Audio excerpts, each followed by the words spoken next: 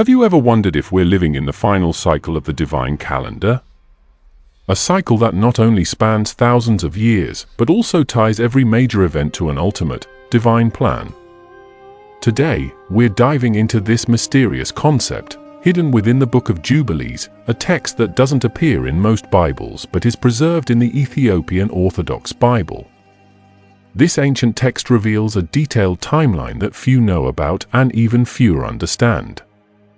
In this video, we'll explore what this divine calendar might mean for us today, why it's structured in cycles, and what the possibility of being in that final cycle could mean for humanity's future. If you're fascinated by history, prophecy, or spirituality, this is the video for you. But before we dive in, make sure to like this video, share it with anyone who might find this interesting, and subscribe to our channel for more deep dives into powerful ancient texts and mysteries. Your comments also mean a lot, so let us know your thoughts as we go through this together. Now, let's get into it. The Book of Jubilees isn't widely known. It's an ancient text, providing an expanded, more detailed account of the events from the Book of Genesis. Not only does it cover the creation, the flood, and the lives of the patriarchs, but it organizes these events within a sacred calendar made up of cycles, or jubilees. This calendar isn't just a way of counting time, it's believed to be a roadmap pointing toward God's vision for humanity. This is a divine timeline, structured in intervals of 7 days, 7 years, and 49 years, a structure that reflects themes of rest, renewal, and redemption, central to God's law and plan.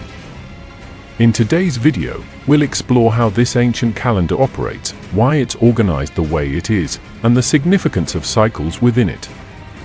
We'll discuss each major era according to this sacred structure, from creation to the covenants with Noah and Abraham, to the Exodus, and on to the teachings about a final, universal Jubilee, a time of complete liberation and renewal. By following the divine calendar, we may be able to understand not only where humanity is, but also where it might be heading. Are we, in fact, nearing the end of this divine calendar? Is it possible that we're entering, or even already in, the last cycle? If that's true, what would it mean for us? What would this ultimate Jubilee look like? And how should we, as individuals, prepare? In the Book of Jubilees, the cycles are more than chronological markers. They are spiritually significant and often reflect times of judgment, redemption, and, ultimately, the fulfillment of divine promises. This isn't just history, it's a prophetic structure that many believe aligns with signs and teachings about the end times. Now, understanding this ancient text isn't just about studying history. It's about gaining insights into cycles of forgiveness, liberation, and alignment with divine principles, cycles that can impact both individuals and societies. When we're in sync with these rhythms, we might find a deeper purpose, a spiritual harmony that transcends the everyday world. But when we ignore these cycles, history tells us that things tend to fall into disorder. This divine calendar, then, might serve as a blueprint, not only for understanding the past, but for finding our way forward. So, in this series, we'll go through each cycle, its structure, purpose, and key events. We'll explore why each event was marked as a reset moment in the divine calendar and what each cycle teaches about God's relationship with humanity.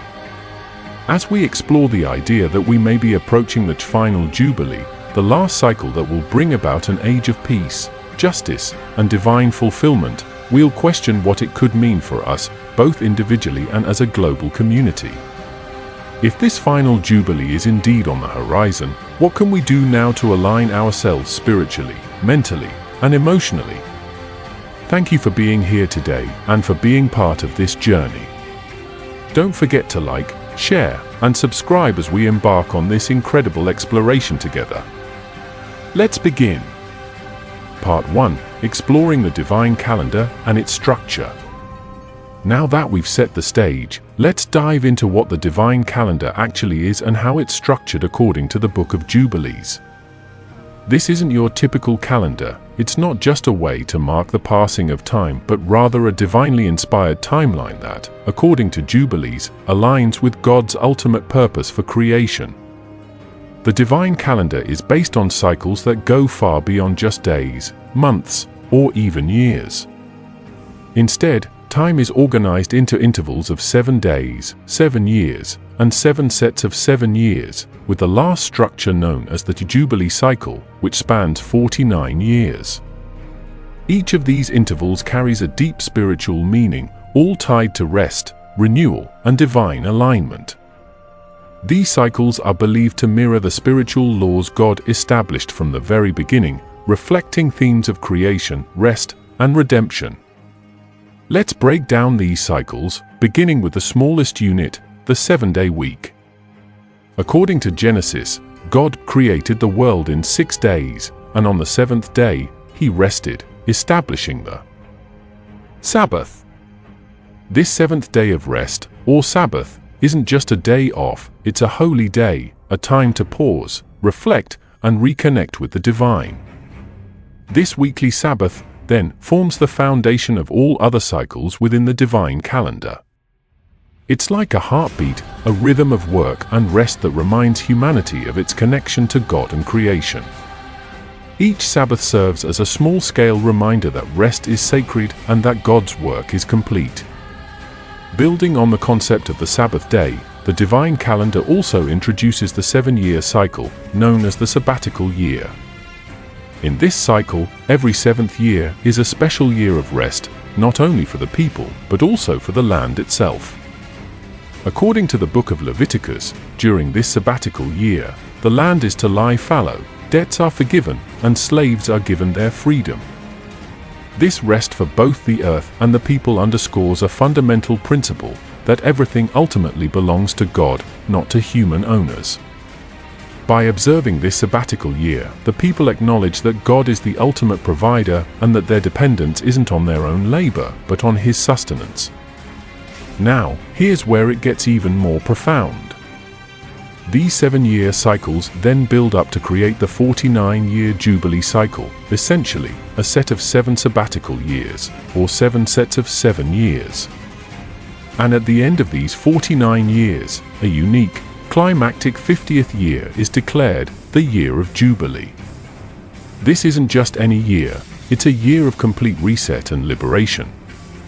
During this 50th year, debts are fully forgiven, land is returned to its original families, and anyone in servitude is set free. The Jubilee year represents an ultimate form of liberation, a return to origins, symbolizing God's desire to restore harmony and justice among His people and with the land. Think about that for a moment. Every 50 years, there's a chance to start over. It's a profound message that no one should be burdened forever, that debts and mistakes aren't eternal.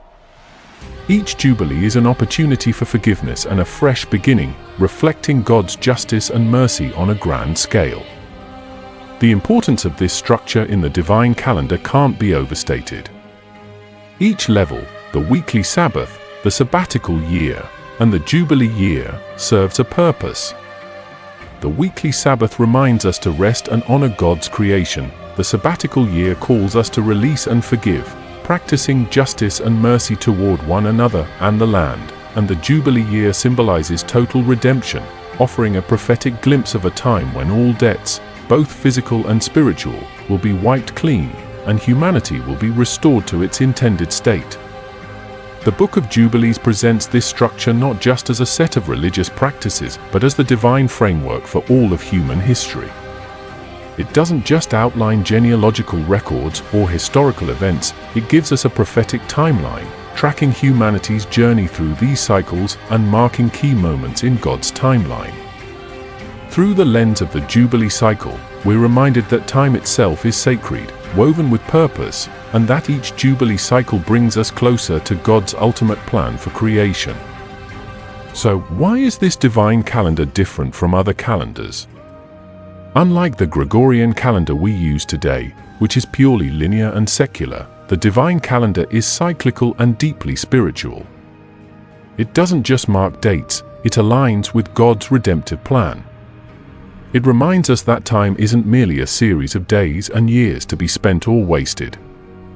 Instead, time is a divine instrument, moving toward a specific purpose, a purpose that, as we'll explore, might be approaching its climax. In the next section, we'll look at how some of the most pivotal events in the Bible fit into this divine calendar. From the creation of the world to the covenant with Abraham and the Exodus, each major moment in biblical history marks a shift within these cycles. Understanding how these events align with the Jubilee structure helps us see how God's timeline might be guiding humanity closer to the ultimate redemption. And if we truly are in the final cycle, as some believe, this understanding could be more relevant now than ever before. If you're intrigued by this ancient calendar and want to see how it shaped the course of history and could even be shaping our future, stick around and don't forget to like, share, and subscribe as we dive deeper. Let's continue. Part 2: Key Events in the Divine Calendar. Now that we understand the structure of the divine calendar, let's look at how some of the most significant events in the Bible align with this sacred timeline. The Book of Jubilees doesn't just recount history, it places each key moment within God's cyclical, divine framework. Each of these events marks a reset or turning point for humanity, showing how God's timeline continuously guides us toward redemption and renewal. Let's start at the very beginning, with creation and the first Sabbath. According to the Book of Jubilees, creation isn't just an isolated event, it's the foundation for the entire divine calendar. As described in Genesis, God created the world in 6 days, and on the 7th day, He rested, establishing the Sabbath as a sacred day. This day of rest, which recurs every 7 days, is the starting point of the divine calendar's rhythm. It's a reminder of God's completed work and a symbol of the perfect harmony He intended for creation. The Sabbath is much more than a day off, it's the bedrock of divine time, setting a precedent for the cyclical structure that would follow in 7-year cycles, sabbatical years, and jubilee years. This weekly rhythm is a constant invitation for humanity to reconnect with the divine and live in alignment with God's original design. Next, let's move forward to a major event in the early chapters of Genesis, the Great Flood. This is one of the most dramatic reset moments in the Bible. As humanity began to fall into moral decay, the earth became filled with violence and corruption. According to Genesis, God decided to cleanse the world through a great flood, sparing only Noah, his family, and a select group of animals. This event serves as both a physical and spiritual reset, giving humanity a chance to start over and realign with God's purposes. The Book of Jubilees and Genesis offer slightly different timelines for the flood, each reflecting unique perspectives on God's intervention. In Genesis, the flood is said to occur about 1,656 years after creation, which corresponds to around the 34th Jubilee cycle. This suggests a gradual decline in morality over many generations, indicating that God gave humanity ample time to repent before the judgment came. By contrast, the Book of Jubilees places the flood within the 5th or 6th Jubilee cycle, much earlier in human history, compressing the timeline. This faster descent into corruption emphasizes the urgency of divine intervention. Both perspectives, however, agree on one thing: the flood was a divine reset, a Jubilee-like event that gave humanity a fresh start. Moving on, we come to another pivotal event: God's covenant with Abraham. This covenant marks one of the most significant turning points in the divine calendar, establishing a chosen lineage through which God's promises would unfold. According to the genealogies in Genesis, this covenant takes place around 1,250 years after creation, placing it roughly at the 25th Jubilee cycle. This timing, nearly halfway through the 49-cycle span of the divine calendar, represents a divine redirection. Humanity had spread across the earth, but continued to struggle with sin and idolatry. In choosing Abraham, God began a unique relationship with a family line dedicated to His laws and promises. The Book of Jubilees sometimes places events like Abraham's covenant within a compressed timeline compared to Genesis, suggesting a sense of urgency. The selection of Abraham's family is presented as a critical step to keep humanity aligned with God's purposes. Regardless of the exact timing, this covenant signifies a new beginning for humanity, a divine selection intended to fulfill God's promises and restore humanity through a lineage that would culminate in the coming of the Messiah. In both Genesis and Jubilees, the covenant with Abraham is seen as the foundation of the nation of Israel, the people through whom God's redemptive plan would unfold. One of the next major milestones in the divine calendar is the Exodus. This event marks another profound moment of liberation in the divine calendar, often associated with the 50th Jubilee cycle. In the biblical narrative, the Exodus represents freedom from an oppressive empire and the establishment of Israel as a unique people chosen by God. After leaving Egypt, the Israelites journeyed through the wilderness to Mount Sinai, where God gave them the law. This moment is another reset in the divine calendar, setting up a covenantal framework through which Israel would live as a holy nation. The law given at Mount Sinai included instructions for observing sabbatical years and the Jubilee cycle every 50 years, during which land was to be returned to its original families, debts forgiven, and slaves freed. This legal structure was intended to prevent generational poverty and to ensure that everyone had the opportunity for a fresh start. By embedding the principles of the Jubilee into Israel's society, God created a system that reflected divine justice, mercy, and restoration. The Exodus is a foundational example of the Jubilee in action, a liberation that echoes God's desire for freedom and justice. Each of these events, the Sabbath, the flood, the covenant with Abraham, and the Exodus, serves a unique purpose in the divine calendar. The weekly Sabbath is a reminder to rest and honor God's creation. The flood symbolizes a Jubilee-like reset for a humanity that had fallen away. The covenant with Abraham marks a new direction in God's redemptive plan, and the Exodus stands as a testament to God's commitment to justice and freedom. In the context of the divine calendar, these events aren't random. They're strategically placed to guide humanity back to alignment with God's will. Understanding these events within the divine calendar helps us see how God's timeline is more than a sequence of dates. It's a prophetic structure that foreshadows ultimate redemption. These reset moments are milestones leading toward a final Jubilee, a time when every wrong will be made right, when God will dwell fully with humanity, and when creation will experience ultimate rest. This final Jubilee points to the Messianic age, a period prophesied in both the Old and New Testaments when God's kingdom will be fully established on earth. For many, this hope of a final Jubilee is not only relevant but essential for understanding God's redemptive plan. In the next section, we'll dive deeper into the concept of the final Jubilee, the ultimate redemption, as hinted throughout the divine calendar. We'll discuss what it could mean if humanity is indeed approaching this climactic cycle and how believers might prepare for it. If you're intrigued by the idea that these ancient events hold clues about our future, keep watching, and don't forget to like, share, and subscribe. Let's move forward. Part 3, the final Jubilee. Are we in the last cycle? With a better understanding of the divine calendar and its structure, we now turn to a fascinating question that has captivated many scholars, religious thinkers, and believers. Could we be approaching, or even living in, the final cycle of the divine calendar? This idea, based on interpretations of ancient texts like the Book of Jubilees, suggests that humanity is nearing a momentous time, a cycle that may bring about ultimate liberation and fulfillment of God's plan.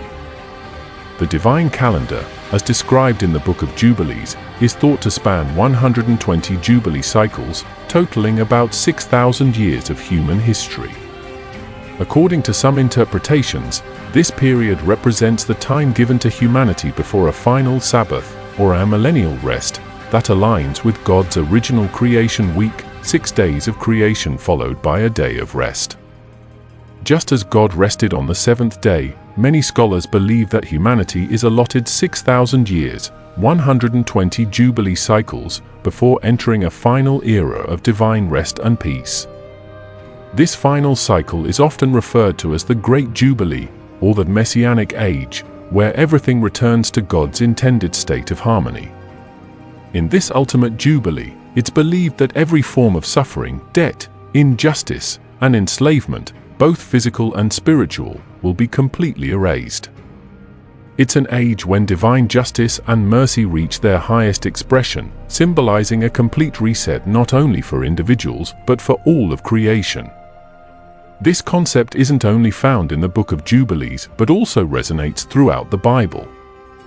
Prophets in both the Old and New Testament speak of a time when wrongs will be righted, justice will prevail, and humanity will be restored. For instance, in Isaiah 61, the prophet speaks of the year of the Lord's favor and the day of vengeance of our God, which many see as a reference to the ultimate Jubilee. Jesus himself, when he began his ministry, quoted this very passage, declaring the arrival of the year of the Lord's favor, suggesting that he saw his mission as part of this divine plan for freedom and restoration. So what does it mean if we're truly approaching this final Jubilee? One interpretation is that this cycle marks the end of the age as we know it. According to Matthew 24, Jesus describes various signs of the end of the age: wars, famines, earthquakes, and increasing wickedness. These signs, some believe, are indicators of a world that's nearing a climax. The prophets Daniel, Ezekiel, and Isaiah also provide descriptions of events and conditions that seem to resonate with the turmoil and moral decline that many people observe today. Daniel's prophecy, for example, outlines a timeline that some interpret as a countdown to the Messiah's return. The famous 70 weeks prophecy in Daniel 9 is seen by many as connected to the divine calendar, symbolizing a divine schedule that ultimately leads to the fulfillment of God's promises. These 77s are interpreted as cycles of divine preparation, aligning humanity with God's timeline for judgment, mercy, and redemption. Another significant detail comes from Genesis 6 verse 3, where God says, "My spirit will not contend with humans forever, for they are mortal, their days will be 120 years. Some scholars believe that this verse refers not to individual lifespans, but to a broader timeline of 120 Jubilee cycles. In this interpretation, the 120 cycles span approximately 6,000 years of human history, leading up to a period of cosmic significance. This would mean that the 120th Jubilee, the final cycle in this divine timeline, is intended to be a time of complete restoration, a final Sabbath for all of creation.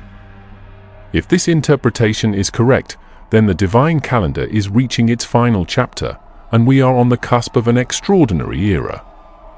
In this view, the final Jubilee represents not just a chronological milestone, but a divine appointment.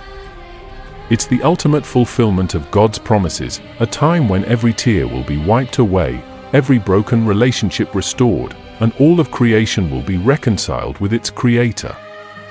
What, then, should this mean for us as individuals? If we are indeed in the last cycle, how should we respond? The Book of Jubilees and other biblical texts offer some insights.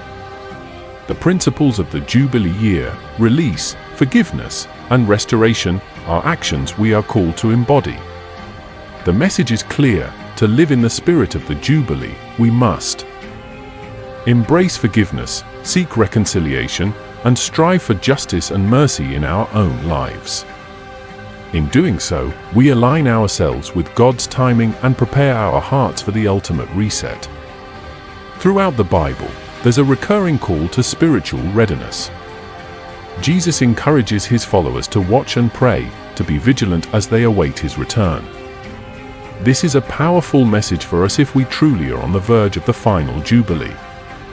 The divine calendar, then, isn't just a timeline, it's an invitation to live with a sense of purpose, aligning our lives with God's plan and looking forward to the day when every wrong will be made right. For many believers, the anticipation of the final Jubilee is a source of great hope. It's a reminder that no matter how chaotic or unjust the world may seem, there is a divine plan at work, leading toward ultimate redemption. This hope of a final Jubilee isn't merely the end of time, it's the beginning of eternity, a restored creation where we can experience everlasting peace, joy, and communion with God. In our next section, we'll explore what this final Jubilee could look like on a global scale. We'll discuss the impact it may have on nations, communities, and even on our personal relationships. If we're approaching the ultimate cycle, what changes might we see? And what role can each of us play in ushering in this new era? Join us as we continue this journey through the divine calendar, and don't forget to like, share, and subscribe. Let's keep going. Part 4: The global and personal impacts of the final Jubilee.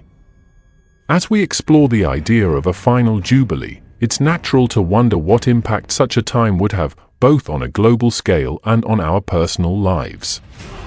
The Jubilee year, as described in the Book of Jubilees and the Bible, is a time of profound liberation, forgiveness, and restoration. If we're indeed approaching the ultimate Jubilee, we might expect this time to bring sweeping changes to the world as we know it. Let's dive into what that could look like. On a global scale, a final Jubilee could mean a dramatic transformation in how nations, governments, and societies function. Imagine a world where every debt is forgiven, where lands return to their original owners, and where all forms of bondage, whether economic, social, or spiritual, are broken. The principles of the Jubilee year are not just symbolic, they're deeply practical, offering a vision of a society rooted in justice, equality, and compassion. In a final Jubilee, these principles could manifest as a complete restructuring of power and resources, leading to an unprecedented level of global balance and fairness. Consider the concept of debt forgiveness. In a true Jubilee, all debts are erased, giving people the chance to start over without the burdens of financial hardship. This idea challenges the current structures of wealth and inequality that define much of the modern world. If a final Jubilee were to take place, it could mean a reset on a massive scale, allowing people to experience financial freedom and security. This could lead to significant changes in how wealth is distributed, potentially reducing poverty and addressing systemic inequalities that have plagued societies for generations. Land restoration is another cornerstone of the Jubilee year, and in the final Jubilee, it could mean a return to a more harmonious relationship with the earth. In ancient Israel, the Jubilee was a time when lands were given back to their original families, symbolizing a return to balance and stewardship rather than ownership. If applied globally, this concept could lead to a re-evaluation of how resources and land are used, perhaps fostering a shift towards sustainable practices that respect the planet. In this sense, the final Jubilee could be as much about ecological restoration as it is about human relationships, guiding us toward a future where we live in greater harmony with the earth. The final Jubilee could also usher in an era of reconciliation and peace among nations. In a time when division, conflict, and strife seem to dominate the global landscape, the Jubilee principles offer a vision of unity and understanding. As debts are forgiven and land is restored, there's an opportunity for healing, not just within nations, but between them. The vision of the final Jubilee isn't just about individual forgiveness, but about a world where justice and mercy bring about a profound reconciliation, leading to a time of peace that has been prophesied by figures throughout history. But what does all of this mean on a personal level? If we are truly nearing a final Jubilee, how can each of us prepare for it in our own lives? The themes of the Jubilee year, release, forgiveness, and renewal, are principles that we can embody today, regardless of what may come. By living in the spirit of the Jubilee, we can begin to create a ripple effect that impacts not only ourselves, but also those around us. One way to live out the Jubilee is through forgiveness. The Jubilee calls for the release of debts, and that doesn't only apply to money, it applies to the emotional and relational debts we hold against others. If we are carrying grudges, resentment, or unresolved conflicts, now may be the time to let go. Forgiving others doesn't just free them, it frees us from the weight of anger and bitterness, allowing us to experience the peace and restoration that the Jubilee represents. In preparing for the final Jubilee, one of the most powerful actions we can take is to forgive, to extend grace, and to seek reconciliation in our relationships. Another practical step is to cultivate a spirit of gratitude and generosity. Just as the Jubilee year was a time of release, it's also a time of giving back. We can begin this process by sharing our resources, time, and support with those in need. When we act generously, we mirror the principles of the Jubilee, contributing to a cycle of kindness and provision. By aligning our lives with these values, we set the stage for a deeper connection with others and create a sense of community and belonging. The final Jubilee also invites us to reflect on our relationship with the earth. In the Jubilee year, the land is given a rest, highlighting the importance of sustainable practices. We can prepare for the final Jubilee by becoming more mindful of how we interact with the environment. Whether that means conserving resources, reducing waste, or supporting sustainable initiatives, small actions add up and bring us closer to a harmonious relationship with nature. Lastly, the Jubilee calls us to be spiritually ready. Throughout the Bible, there's a recurring theme of vigilance and readiness, especially in relation to the end times. Jesus encourages his followers to watch and pray, to live with a sense of awareness and anticipation. In this context, spiritual readiness isn't about fear, it's about being aligned with God's purpose, living with integrity, and embracing a sense of peace. For many, this might mean engaging in regular prayer, meditation, or personal reflection, deepening one's faith and preparing the heart for whatever may come. If we approach life with the understanding that the final Jubilee could be near, we can begin to live in a way that honors these sacred principles. Imagine a world where people are no longer bound by past mistakes, where relationships are marked by forgiveness, and where communities work together to protect and respect the environment. This is the promise of the Jubilee, and while we may not control when or how the final Jubilee will unfold, we can embody its values here and now. As we wrap up this section, let's remember that the divine calendar isn't just a distant prophecy or an ancient timeline. It's a call to action, a reminder that each of us has the power to contribute to a better, more just, and more compassionate world. In the spirit of the Jubilee, let's take steps toward forgiveness, generosity, and unity, preparing our hearts and lives for whatever lies ahead. In the final part of this series, we'll discuss practical ways to live with hope and purpose, drawing on the wisdom of the divine calendar. Whether the final Jubilee is near or not, these timeless principles offer a roadmap to a more fulfilling and meaningful life. Don't forget to like, share, and subscribe as we move forward. Join us for the conclusion to this journey through the divine calendar. Part 5: Living with Purpose, Practical Applications from the Divine Calendar. As we reach the final part of our journey through the divine calendar, we're left with one essential question: how can we live with purpose today, inspired by the principles of the Jubilee? Whether or not we're approaching a final Jubilee, the values embedded in this ancient cycle, such as forgiveness, justice, renewal, and balance, offer profound guidance for how to lead a life aligned with higher principles. The divine calendar isn't just a historical or prophetic concept, it's a reminder of how time, when structured with meaning, can bring us closer to a life of purpose. Let's look at some practical steps each of us can take to integrate these timeless principles into our daily lives and prepare for whatever future may come. First and foremost, practicing forgiveness is one of the most powerful ways to live out the spirit of the Jubilee. Forgiveness, as taught in the Jubilee year, goes beyond simply letting go of anger or resentment. It's about actively releasing others from their debts to us, whether those debts are financial, emotional, or relational. When we forgive, we not only free others, but also free ourselves. Resentments, grudges, and unresolved conflicts weigh heavily on our spirit. By embracing forgiveness, we allow healing and create room for new, positive experiences in our lives. Consider reflecting on relationships in your life where forgiveness is needed. What burdens could you release to experience peace? Another core value we can embody is generosity. The Jubilee calls for the sharing and release of wealth, a reminder that we are merely stewards of what we have. Living with a spirit of generosity means choosing to share our resources, time, and talents with those around us. It doesn't have to be material. Often, generosity can mean giving our attention, encouragement, or compassion.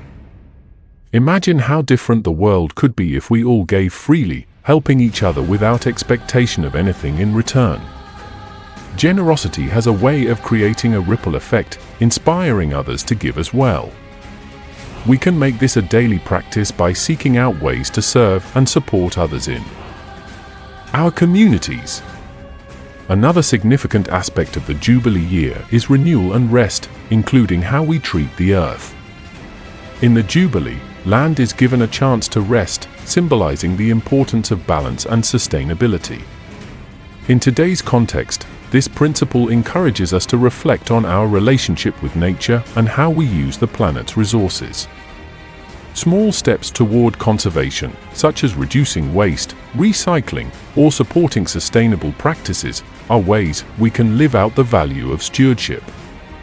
These actions might seem small, but collectively, they contribute to a healthier planet and a lifestyle that honors creation. Additionally, living with spiritual readiness and intentionality is another practical takeaway. Throughout the divine calendar, there's an emphasis on readiness and vigilance, especially as the ultimate Jubilee approaches. Jesus teaches us to watch and pray, to live in a way that's prepared and purposeful. Spiritual readiness doesn't mean living in fear. Rather, it's about being fully present and aligned with our values.